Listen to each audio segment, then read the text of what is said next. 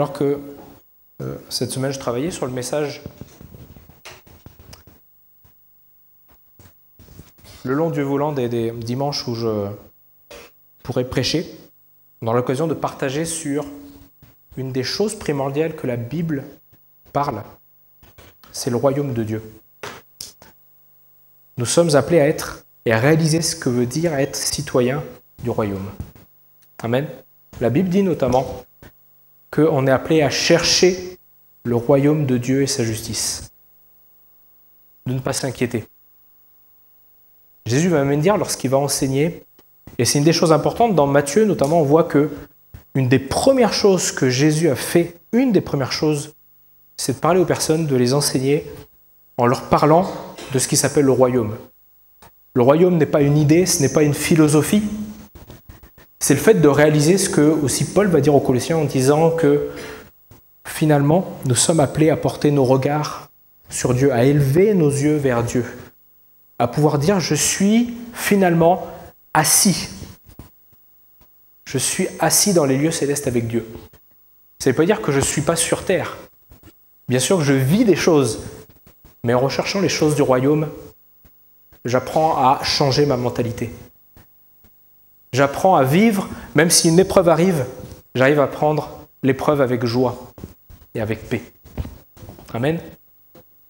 Et Jésus va beaucoup enseigner sur ce qu'est le royaume de Dieu, pour que ça puisse rentrer finalement dans la tête en disant « oui, je suis citoyen du royaume ».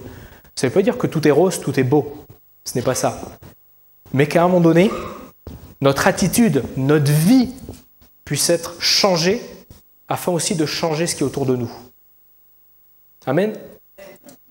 Tout comme Dieu a créé la terre alors que la terre était informe et vide, notre vie a été changée par Dieu parce qu'elle était informe et vide. Si ce matin tu regardes ta vie encore comme étant informe et vide, crie à lui et il va reformer.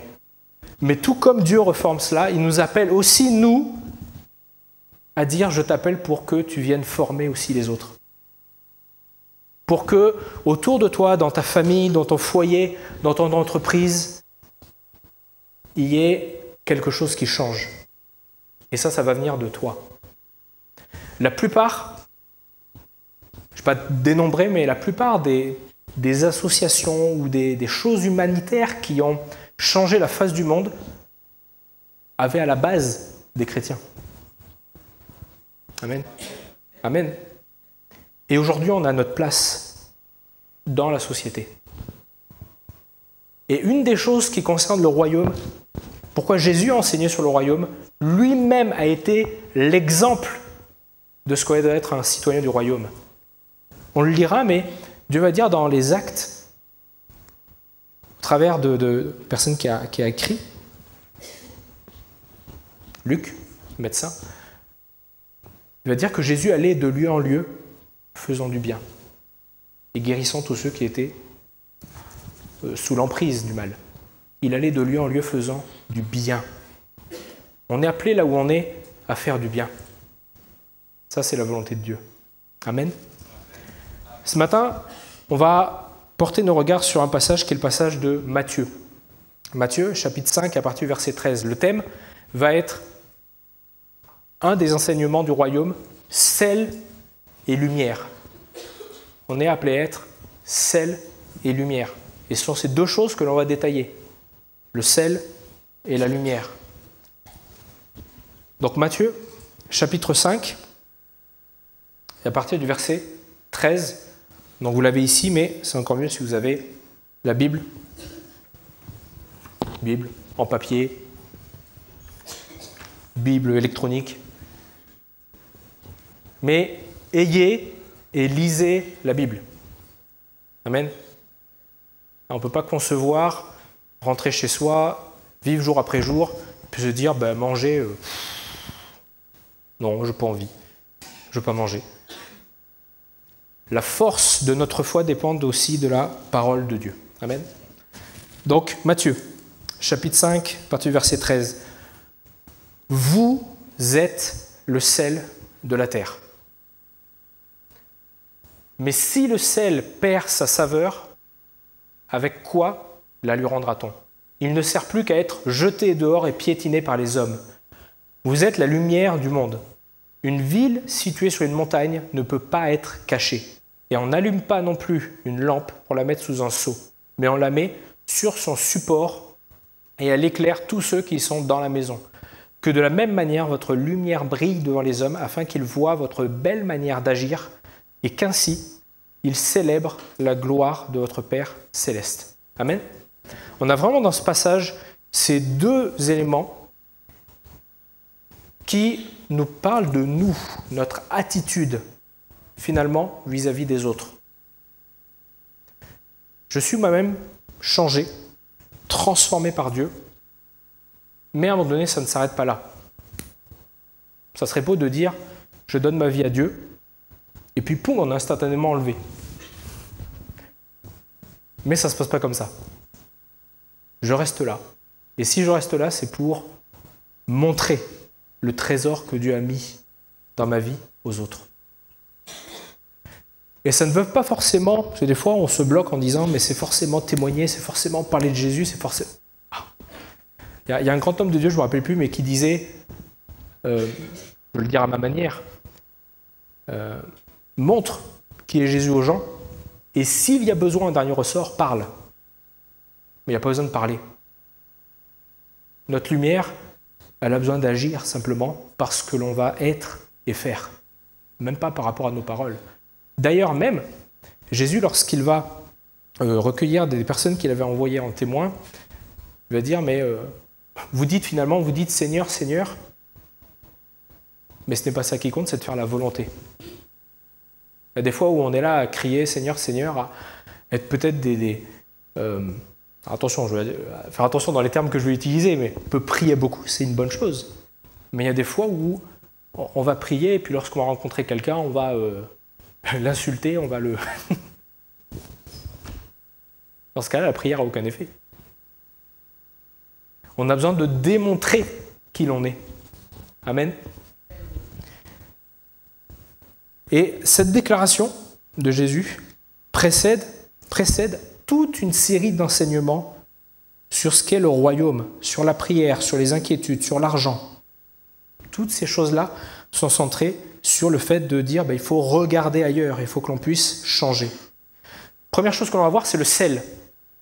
Le sel. Et on va voir que le sel de la terre, ça représente finalement la puissance de la grâce. La puissance de la grâce. Les propriétés du sel. Parce que des fois, on utilise le sel. On aime bien saler. Mais qu'est-ce que c'est exactement? Et puis j'ai creusé en profondeur en disant, mais qu'est-ce que c'est que le sel? Et j'ai découvert que le sel, il existe dans notre corps. Il n'y a pas besoin des fois de l'emmener. Il existe. Et il y a un besoin, une nécessité dans le corps. Il vient réguler l'influx nerveux. Alors j'ai dit ça, j'ai tout dit. C'est quoi l'influx nerveux? L'influx nerveux, c'est en fait tous les ordres qui en fait passent et viennent dans le cerveau pour qu'ensuite ça vienne dispatcher vers les membres. En gros, je ne vais pas le faire, je vais prendre un exemple, mais si je tape quelqu'un, au bout d'un certain nombre de secondes, j'espère, on va entendre un « aïe ». Alors, ça dépend si je tape assez fort. Mais on va entendre quelque chose. Et qu'est-ce qui se passe? Il se passe qu'il y a une information qui est reçue, qui est détectée par le corps, et puis le corps, ça monte au cerveau, et le cerveau va dire « t'as reçu un coup, tu vas ouvrir ta bouche ». En gros, c'est ça. Le but du sel, c'est de réguler l'influx nerveux, c'est-à-dire de réguler l'information, de faire passer l'information dans notre cerveau pour qu'il puisse ensuite agir. Donc on a besoin de ce sel, de la grâce, pour lorsque l'on a besoin, et on va voir qu'il y a des passages qui en parlent, lorsqu'on a besoin de parler à quelqu'un, Dieu va dire qu'il nous faut aussi des paroles qui vont être assaisonnées de sel, plein de grâce. Ou autrement dit, des fois on a besoin de réfléchir avant de parler. Aux autres, mais même de parler aussi des fois de notre propre situation. Le sel facilite aussi la digestion. Et là aussi, ça me parle de la grâce. Je disais tout à l'heure, on peut vivre des épreuves. On peut vivre un désert. Et c'est des fois des choses qui sont difficiles à digérer. Le sel, la grâce, va me permettre de digérer ces choses-là parce que Dieu va poser son baume. Dieu va poser sa main. Il relève aussi l'assaisonnement. Il relève l'assaisonnement. On peut assaisonner un plat, mais si on rajoute le sel, ça va venir comme finalement prendre forme. C'est l'intérêt de la grâce. Je peux des fois avoir une bonne volonté, avoir plein d'ardeur pour peut-être parler, dire telle chose, faire telle chose. Mais lorsque la grâce de Dieu va venir se rajouter, il va y avoir un relèvement qui va être fait. Et la conservation des aliments. C'est-à-dire, ça permet de préserver, ça permet de durer. Il y a des fois où, au fur et à mesure des années, on peut perdre ce qu'est la grâce. On peut perdre de vue ce qu'est la grâce. On peut être là dans le quotidien et perdre de vue que Jésus s'est donné entièrement pour moi. Que Jésus est celui qui me permet d'avoir cette grâce, de pouvoir bénéficier de la grâce, mais de pouvoir aussi donner aux autres. Voilà quelques passages qui vont venir compléter ces éléments concernant le sel et l'importance du sel. Diapo juste après. Dans Marc 9,50, il va dire « Le sel est une bonne chose. S'il perd sa saveur, avec quoi la lui rendra-t-on ? Ayez du sel en vous-même, ayez du sel et soyez en paix les uns avec les autres. » Dans Colossiens, il va dire que votre parole soit toujours pleine de grâce et assaisonnée de sel afin que vous sachiez comment il faut répondre à chacun. Et dans Acte 2, il nous est dit « Il louait Dieu et avait la faveur, la grâce, c'est le même mot, avait la faveur de tout le peuple. » Et notez bien, juste après, le Seigneur ajoutait chaque jour à l'Église ceux qui étaient sauvés. Moi, j'y vois un lien entre les deux. Ils avaient la grâce, ils avaient la faveur de tout le peuple. Maintenant, qu'est-ce que concrètement est la grâce ? La grâce vient du terme grec qui est charis. Et c'est l'amour avec lequel Dieu exerce son influence sur ma vie, me permet de tourner mes regards vers Christ, me garde, me fortifie, permet d'allumer dans ma vie, finalement, le fruit que Dieu veut en sortir. Et ce qui va résulter de la grâce, ce qui va être le résultat de la grâce, c'est la condition, et écoutez-moi bien, c'est important, la condition spirituelle de quelqu'un qui se laisse gouverner par la grâce divine. Quelqu'un qui décide non pas de faire des choix comme il veut, mais qui décide de se laisser gouverner par la grâce. Amen. Et le signe ou la preuve de la grâce, c'est le fait que je vais pouvoir finalement faire des bonnes choses, des bonnes œuvres. La Bible est claire par rapport à ça, ce n'est pas les œuvres qui nous justifient, c'est la grâce. Par contre, une fois que la grâce agit, une fois que le salut est là, je suis appelé à faire de bonnes œuvres. Amen. Je suis appelé à montrer qui Dieu est. Je suis appelé à briller dans ce monde où finalement rien n'existe. Il y a un passage qui a déjà été annoncé il y a 2 semaines par le pasteur de Nizou, mais qui m'a frappé il y a quelques semaines, c'est dans Jérémie 29,7, où il est dit « Recherchez le bien-être de la ville où je vous ai exilé, intercédez auprès de l'Éternel en sa faveur parce que votre propre bien-être est lié au sien. » Lorsqu'on réalise ce qui est marqué là, c'est quand même fort. Votre propre bien-être est lié au sien. Lorsqu'on parle aujourd'hui de bien-être, alors là c'est un mot qui est utilisé partout. Le bien-être. Mais ce que je remarque, c'est qu'on parle beaucoup du bien-être personnel. Je cherche mon propre bien-être. Alors je vais à la salle de sport, je vais faire des séances de spa, je ne dis pas que toutes ces choses-là sont mauvaises. Il faut faire du sport. Faites du sport, c'est bien. Mais la priorité, c'est quoi ? C'est de rechercher le bien-être de la ville où je vous ai exilé. Alors on pourrait dire, mais finalement je ne suis pas exilé ici. Si, parce qu'on est tous étrangers et voyageurs sur cette terre. Amen. Ça c'est la Bible qui le dit. C'est pas moi. Rechercher le bien-être de la ville.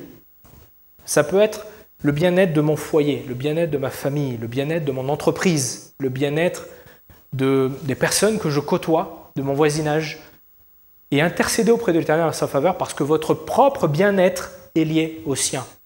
Ce n'est pas mon propre bien-être que je dois chercher, Parce que ça aussi, Dieu dit clairement dans sa parole que lorsqu'il va dire rechercher le royaume de Dieu et sa justice, et toutes ces choses vous seront données par-dessus. Lorsqu'il dit toutes ces choses, c'est tout ce qui peut nous inquiéter et tous les tracas du quotidien. Toutes ces choses-là, je vous les donne, mais si vous recherchez d'abord le royaume de Dieu. Et le mot bien-être veut dire autant prospérité, santé, solidité, paix et perfection. Tous ces mots-là, c'est dans le terme hébreu, qui est le terme de bien-être, qui est un mot aussi que l'on connaît bien, qui est le mot shalom. Shalom. Mais ça, des fois, on limite shalom à paix, ce n'est pas juste ça. Shalom, c'est un état, finalement, un état complet, un état où je suis vraiment, pleinement satisfait. Pleinement satisfait. Et je dois rechercher ces choses-là, là où je suis. Je dois apprendre à prier, mais plus que prier, essayer d'amener le bien-être autour de moi. Amen. Je peux avoir du voisinage qui ne m'aime pas, le voisin qui ne m'aime pas, ça peut arriver. Ne maudissons pas, mais bénissons. Amen. Et ça, il faut le chercher. Parce que mon propre bien-être dépendra du sien. Amen. Et ça, on oublie souvent ce côté-là où je suis appelé à être ce sel, à être ces assaisonnements, cette saveur, à pas en faire trop.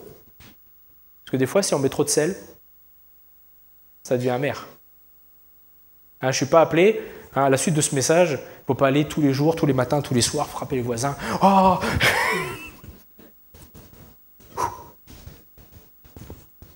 cool. Mais il faut assaisonner de sel. Lorsque tu sais que ton voisin est mal, tu sais que dans ton entreprise, il y a quelqu'un peut-être qui est mal, va apporter ne serait même qu'une parole de réconfort. Il n'y a même pas besoin de mentionner Jésus est grand, Jésus est fort. Non! Prends soin de la personne. Et la personne elle-même viendra vers toi mais en disant mais pourquoi tu t'occupes de moi?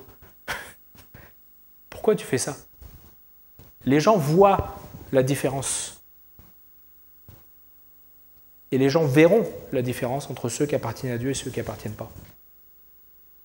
Parce qu'il est dit dans sa parole que l'amour du plus grand nombre se refroidira. Mais je ne veux pas que dans l'Église, notre amour refroidisse. Amen. Parce que bien souvent, et ce n'est pas un jugement, mais bien souvent, c'est plus la mentalité du monde qui entre dans l'Église que la mentalité de l'Église qui va dans le monde. Et ça, c'est malheureux.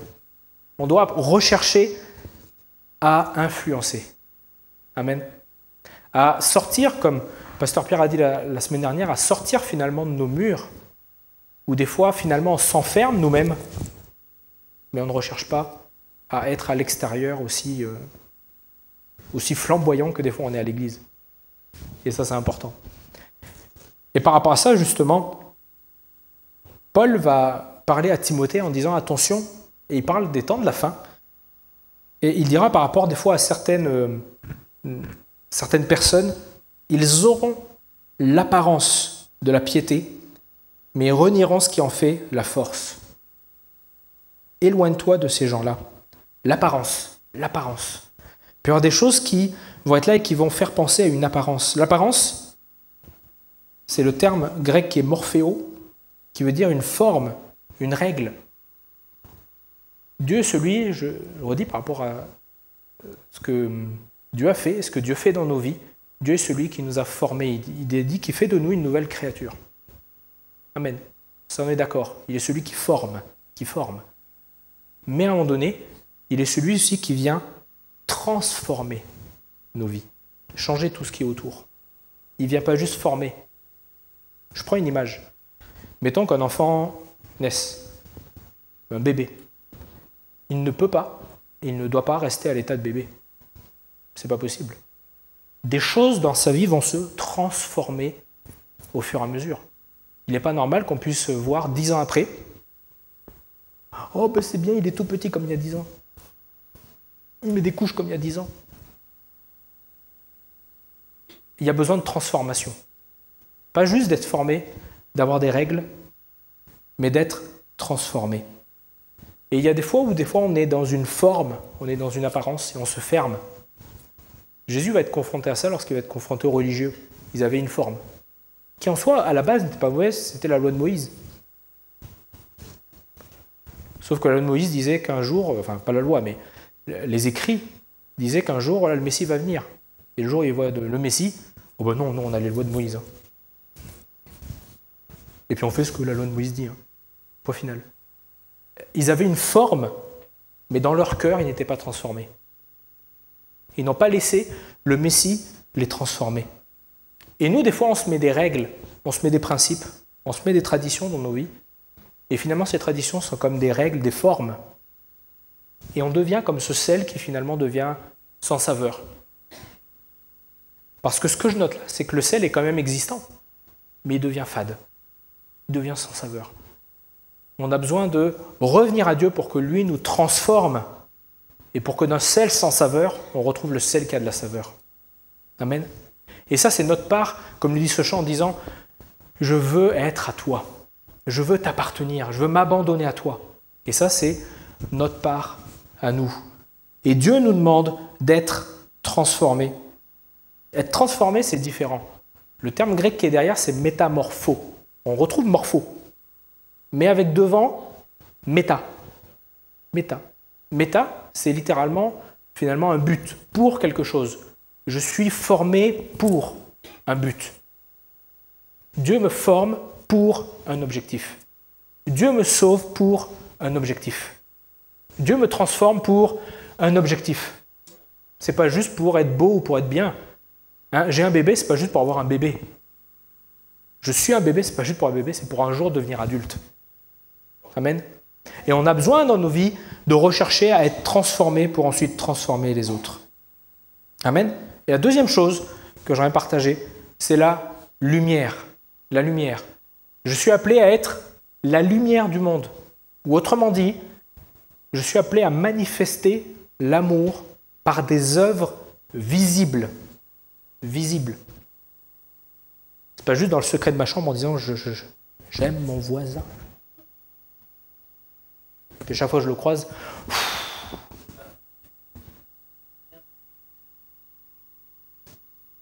l'œuvre, l'amour manifesté par des œuvres visibles. Visibles. Il va insister dans ce terme-là en disant que on ne va pas cacher la lumière, la lampe, sous un boisseau, c'est-à-dire sous un seau. Sinon, ça ne sert absolument à rien. Faites-le chez vous. Vous avez des luminaires, cachez-les. Vous allez être là, j'allume, rien ne se passe. J'éteins, rien ne se passe. Mince. De la même manière, nous, on est appelés à manifester l'amour. Quel amour? Pas le pauvre amour des fois que j'ai, mais l'amour manifesté et l'amour qui a été répandu dans nos cœurs par le Saint-Esprit. Manifesté par des œuvres visibles, des œuvres qui se voient, des œuvres que les autres vont voir. Et dans le terme lumière, il y a ce terme qui a comme base le mot phos, phare, un phare. Un phare est tellement important parce que sans le phare, dans la nuit, les bateaux iraient n'importe où, iraient s'écraser n'importe où. De la même manière, j'ai besoin d'être un phare. Là où, des fois, les ténèbres du dehors sont de plus en plus grandes, j'ai besoin d'être un phare. Et Dieu a besoin de m'utiliser comme un phare, quelqu'un qui va faire du bien. Et je vous disais tout à l'heure ce passage qu'on va lire, Actes 10, 38, qui nous dit « Dieu a déversé une onction de Saint-Esprit de puissance sur Jésus de Nazareth qui allait de lieu en lieu en faisant le bien. » Il y a des fois où on retient, et c'est pas mauvais, mais on retient de Jésus que oui, il guérissait, il faisait des choses extraordinaires. Oui, mais dans le quotidien, il est celui qui faisait le bien. Le bien. Dans ce terme de bien, il y a dans les racines le mot bienfaiteur. Il est quelqu'un qui est un bienfaiteur.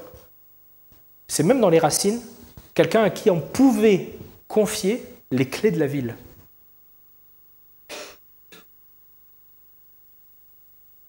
parce que c'est quelqu'un qui a apporté du bien. Est-ce qu'aujourd'hui, si on te disait, tiens, tu vas être, je sais pas moi, le chef de ta résidence, le chef de ton quartier, est-ce que tu serais capable de l'avoir en disant, je peux être un bienfaiteur pour mon quartier? Dieu nous appelle à être des bienfaiteurs pour notre quartier. Dieu nous appelle à être des exemples. Dieu nous appelle à montrer. Dans Colossiens aussi, il va dire, vous aurez pour fruit toutes sortes d'œuvres bonnes. Et en parallèle, et ça c'est une des choses qui est important de connaître, vous progresserez dans la connaissance de Dieu. Et des fois on se dit, je suis jamais prêt. Je suis jamais prêt.